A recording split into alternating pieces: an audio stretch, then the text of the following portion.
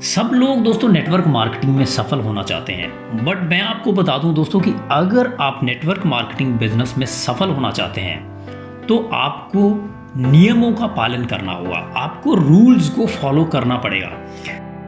दोस्तों मुझे एक बात बताइए, जब भारत आज़ाद हुआ था 1947 में, तो लोग सड़क के किस किनारे चलते थे? लेफ्ट साइड या राइट साइड? तो डेफिनेटली दोस्तों कि सब लोग सड़क की लेफ्ट साइड पर ही चलते थे।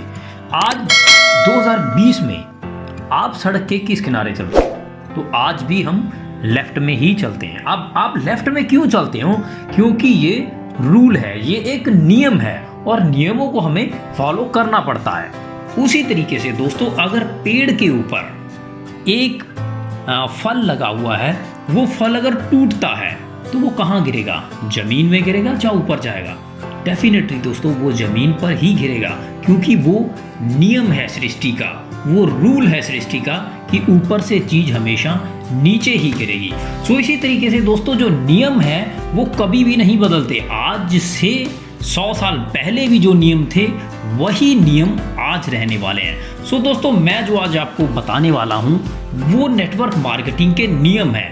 आप ये मत सोचिए कि आप बहुत बड़े लीडर हो गए हो, अब आपको 2 साल हो चुके हैं काम करते हुए, अब आपको 5 साल हो चुके हैं, आप नए तरीके से काम करोगे तो सक्सेसफुल हो जाओगे। दोस्तों आज आप जिस भी कंपनी में काम कर रहे हैं, अगर आप ज़ीरो पर खड़े हैं तो आपको वही काम करने पड़ेंगे जो आज से 50 साल पहले किए जाते थे, जो आज से 100 साल पहले किए जाते थे। सो दोस्तों नेटवर्क मार्केटिंग में सफल होने के लिए आपको जो सबसे इम्पॉर्टेंट चीज़ है वो है कि आपको ग्राउंड लेवल पर रहना है। ग्राउंड लेवल पे मेरा मतलब क्या है कि आपको शो द प्लान करने हैं। ऐसा नहीं है कि आप सोचो कि अब मैं बहुत बड़ा लीडर हो गया हूँ, अब मैं फ़ोन पर ही सबको बता दूंगा तो सब लोग ऐसे ही चल जाएंगे, तो नहीं होने वाला दोस्तों।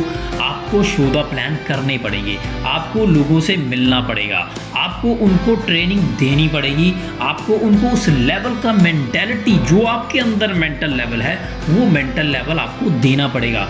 अगर आप दोस्तों नेटवर्क मार्केटिंग बिजनेस में सफल होना चाहते हैं तो आपको शो द प्लान करने पड़ेंगे। अब शो द प्लान की बात जब हम करते हैं तो उससे पहली एक चीज़ आ जाती है, वो है लिस्ट बिल्डिंग।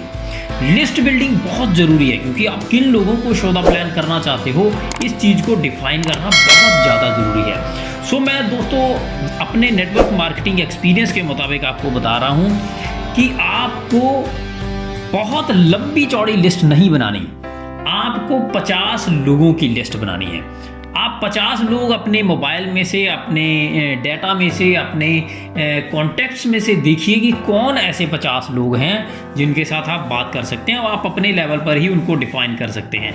तो आप 50 लोगों की लिस्ट बनाइए और आपने 50 लोगों से अपने बिजनेस के बारे में बात करनी है। अब बिजनेस बात करने से पहले की एक बात क्या है कि आपको पहले खुद बिजनेस की प्रॉपर इंफॉर्मेशन होनी चाहिए। उस इंफॉर्मेशन में क्या है दोस्तों? नंबर 1 चीज है, आप जिस भी कंपनी के साथ काम करते हैं उस कंपनी के प्रोडक्ट की आपको प्रॉपर नॉलेज होनी चाहिए। बिकॉज आप विदाउट नॉलेज काम करोगे तो आप सफल नहीं हो सकते, ये एक नियम है। इसीलिए आपको सबसे पहले कंपनी के प्रोडक्ट के बारे में इंफॉर्मेशन लेनी है, उसके बाद कंपनी के प्रोफाइल के बारे में इंफॉर्मेशन लेनी है, और नंबर 3 कंपनी के प्लान के बारे में, बिजनेस प्लान की आपको प्रॉपर इंफॉर्मेशन लेनी है। आप एक राइट इंफॉर्मेशन अपने अपलाइन से लीजिए और वही वाली इंफॉर्मेशन आपने अपने नीचे लोगों के साथ वो डिस्कस करनी है। आप लोगों के साथ सिर्फ इंफॉर्मेशन शेयर करेंगे, आपको ऐसा नहीं है कि किसी को कोई चीज़ थोपनी है। आप सिर्फ उनको बताइए कि मेरे पास ये बिजनेस कॉन्सेप्ट है जिसमें मैं अगले 6 महीने में, 1 साल में, 2 साल में इस इनकम लेवल पर पहुंचने वाला हूं। अगर आप चाहते हो कि आप भी पैसा बनाओ तो आप मेरे साथ चल सकते हो, आप भी इसमें अच्छी इनकम बना सकते हो। सो दोस्तों आपको 50 लोगों की लिस्ट बनानी है और 50 लोगों की ही लिस्ट आपको अपनी टीम से बनवानी है।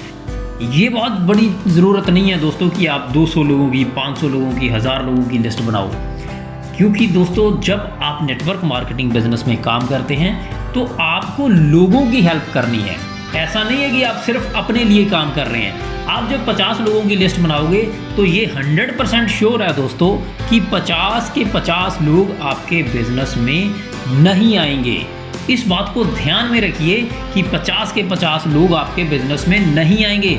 और दोस्तों ये भी श्योर है कि वो 50 के 50 लोग अगर आप उनको राइट इन्फॉर्मेशन दे रहे हैं तो वो मना भी नहीं करेंगे। मतलब इसका क्या हुआ, आपको उस 50 लोगों की लिस्ट में से 5 से लेके 10 लोग ऐसे मिल जाएंगे जो आपके जैसी सोच रखते हो, जो एक्स्ट्रा इनकम चाहते हो, जो अपने ड्रीम के प्रति सीरियस हैं, जो लाइफ में बेटरमेंट चाहते हैं। तो ऐसे जब आपको 5 से 10 लोग मिल जाएंगे तो अब दोस्तों आपको और लोगों की तलाश में नहीं दौड़ पाना कि आप 5 मिल गए हैं अब और 5 कर लूँ, आप 5 मिल गए अब और 5 कर लूँ। ऐसा नहीं करना। जैसे ही आपके पास 2-3 लोग आ गए तो अब आपने उन लोगों की 50-50 लोगों की लिस्ट बनवानी है।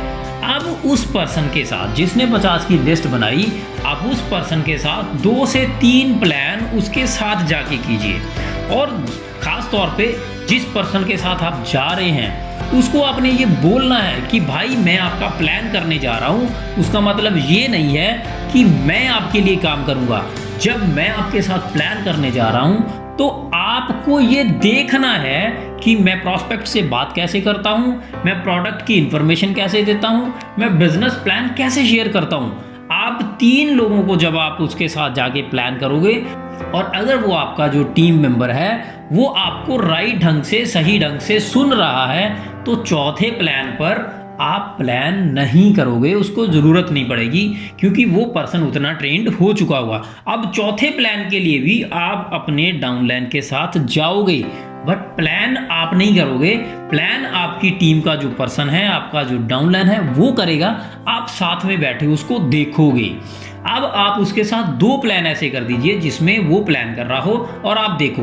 प्लान खत्म होने के बाद बीच में नहीं दोस्तों, ये बात को खास तौर पर नोट करना है, बीच में नहीं। जब प्लान चल रहा है तो आपने कुछ नहीं बोलना। वो गलत बोल रहा है, वो सही बोल रहा है, वो कुछ बता रहा है, उसमें इंफॉर्मेशन गलत हो रही है, कोई दिक्कत नहीं, बोलने दीजिए उसको।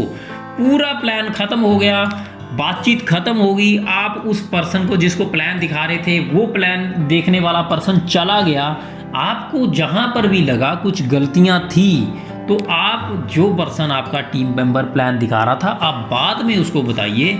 इससे क्या होगा कि उस पर्सन का कॉन्फिडेंस भी बढ़ेगा कि उसको बीच में नहीं रोका गया। उसकी बीच में अगर रोकते हैं किसी की भी ईगो हर्ट होती है, तो आपने बीच में नहीं रोका, उसको इस बात की खुशी होगी कि मैंने अकेले ने प्लान किया। और आप उसको अप्रिशिएट कीजिए कि आपका प्लान बहुत अच्छा था और आपकी जो गलतियां थी इस गलतियों को आप सुधार लीजिए तो प्लान आपका और भी अच्छा हो जाएगा।